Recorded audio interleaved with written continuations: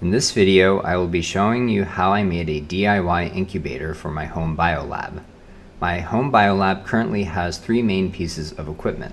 The first is a used pressure cooker, which I use as an autoclave. The second is a refrigerator where I store samples. And the third is this abomination of a DIY incubator, which I will be showing you how I made in this video. In order to construct the incubator, I just used 4 items: a 16-quart Coleman cooler, a heating pad, a digital heat mat thermostat controller, and a copious amount of duct tape. I will place links to what exactly I purchased in the description.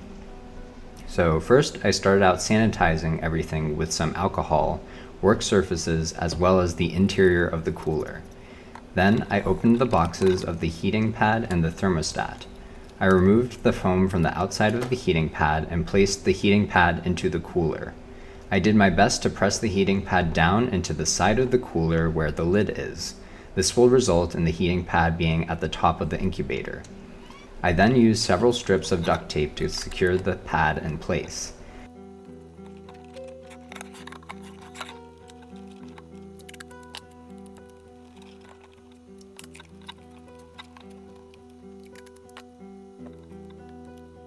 I then placed the thermocouple on the sidewall of the cooler.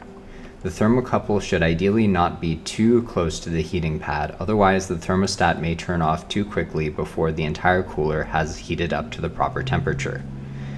I then put the wires for the thermocouple and the heating pad side by side and use a marker to mark out an area of the wall that I want to remove.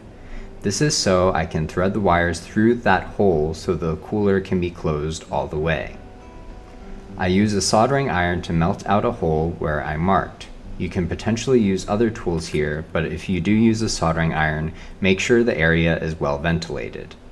I then thread the wires through the hole and tape them in place.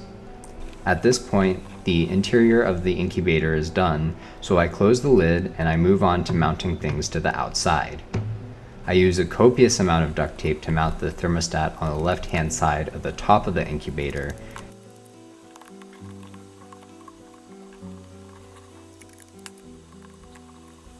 Then I use even more duct tape to mount the heat pad's temperature control setting switch to the top right of the incubator.